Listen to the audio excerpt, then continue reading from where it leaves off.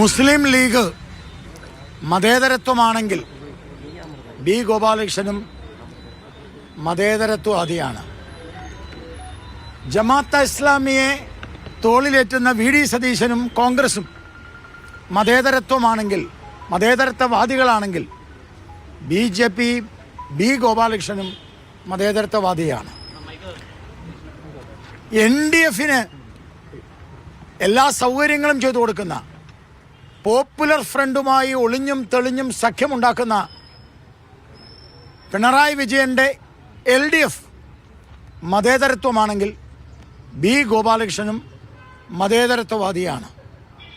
ഒരു കാര്യം കൂടി പറഞ്ഞ് ഞാൻ നിർത്തുന്നു. ഇന്ത്യൻ ഭരണഘടനയ്ക്ക് എതിരായിട്ടുള്ള, ഇന്ത്യക്കെതിരെ ഒളിയമ്പ് ചെയ്യുന്ന ജമാഅത്തെ ഇസ്ലാമിയുമായിട്ടുള്ള വി ഡി സതീശൻ്റെ ഡീൽ എന്ത് എന്ന് വി ഡി സതീശൻ തുറന്നു പറയണം. പോപ്പുലർ ഫ്രണ്ടിന് പ്രവർത്തന സൗകര്യം, കേരളത്തിൽ പ്രവർത്തനം നടത്താനുള്ള എല്ലാ സൗകര്യങ്ങളും ചെയ്തു കൊടുക്കാം. ജമാഅത്തെ ഇസ്ലാമിക്ക് അവരുടെ പ്രവർത്തനം നടത്താനുള്ള എല്ലാ സൗകര്യം ചെയ്തു കൊടുക്കാം എന്നതാണ് പിണറായി വിജയനും വി ഡി സതീശനും ജമാഅത്തെ ഇസ്ലാമിയുമായിട്ടും പി ഡി പി ആയിട്ടും പോപ്പുലർ ഫ്രണ്ടായിട്ടും ഉണ്ടാക്കിയിട്ടുള്ള ഡീൽ എന്നതാണ് ഞങ്ങൾക്ക് കിട്ടിയിട്ടുള്ള വിവരം. അതുകൊണ്ട് ജമാഅത്തെ ഇസ്ലാമിയും പോപ്പുലർ ഫ്രണ്ടുമായിട്ടുള്ള വി ഡി സതീശൻ്റെ ഡീലും പിണറായി വിജയൻ്റെ ഡീലും അവർ വെളിയിൽ പറയണം എന്ന് ബി ജെ പി ആവശ്യപ്പെടുന്നു. ശരി, നമസ്കാരം. അതെല്ലാ കാര്യവും ഞാൻ ഇന്നലെ പറഞ്ഞിട്ടുണ്ട്. ആ ഇന്നലെ പറഞ്ഞതിൽ നിന്ന് ഒരു സ്റ്റെപ്പ് പുറയിലില്ല. എനിക്ക് പ്രധാനപ്പെട്ട ഇന്നലെ പറഞ്ഞ കാര്യങ്ങളിൽ തന്നെ ഉറച്ചു നിൽക്കുകയാണോ? അല്ല, പറഞ്ഞ കാര്യങ്ങളിൽ തന്നെ ഉറച്ചു നിൽക്കുകയാണോ? ഞാൻ എപ്പോഴും ഒരു കാര്യം ഇങ്ങനെ ആവർത്തിക്കേണ്ട കാര്യമില്ല.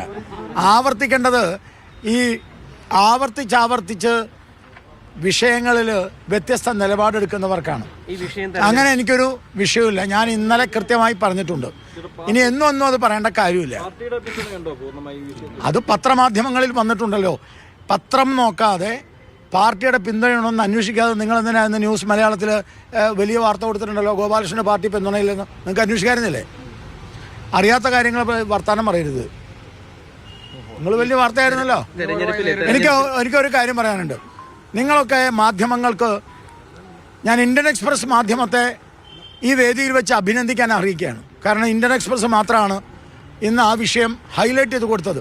ഇതാണ് ഗുരുവായൂരിലെ ജനങ്ങൾ കുടിക്കുന്ന, ഭക്തജനങ്ങൾക്ക്, അന്തർദേശീയ തലത്തിലുള്ള ഭക്തജനങ്ങൾക്ക് കൊടുക്കാനുള്ള ഇവിടുത്തെ MLA-മാരുടെ കുടിവെള്ളമാണിത്. ഗുരുവായൂരിലെ കുടിവെള്ളം നോക്ക്. ഫിൽട്ടർ ചെയ്യാതെ ഒരു കുടിവെള്ളം കൊടുക്കാൻ ഒരാൾക്ക് കഴിയില്ല. കിണറ്റിലെ വെള്ളമാണ്. പത്രമാധ്യമങ്ങൾ ആദ്യം കൊണ്ടുവരേണ്ടത്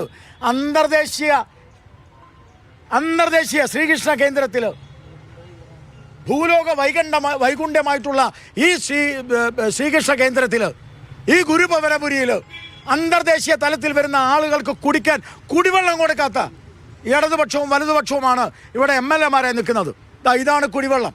ഇതിനെതിരെ കുടിവെള്ള മാർച്ച് ഞങ്ങൾ സംഘടിപ്പിക്കുകയാണ്. ഒന്നും കൂടി, ഇത് കിണറ്റിലെ വെള്ളമാണ്. ഏത് മാധ്യമ പ്രവർത്തകർ വന്നാലും ഇത് കിണറ്റിൽ നിന്ന് കോരി ഇതേപോലെ ഒഴിച്ച് കാണിക്കാം. ഏത് മാധ്യമ പ്രവർത്തകരെയും ഞാൻ സാദരം ക്ഷമിക്കുകയാണ്. മനസ്സിലായല്ലോ? ഇവിടെ ഞാൻ മറ്റൊരു കാര്യം കൂടി പറയാൻ ആഗ്രഹിക്കുന്നു. കിണറ്റിലെ വെള്ളം എന്ന് പറഞ്ഞാൽ പിന്നെ കുടിവെള്ള പദ്ധതി ചോദിക്കേണ്ട കാര്യമില്ല.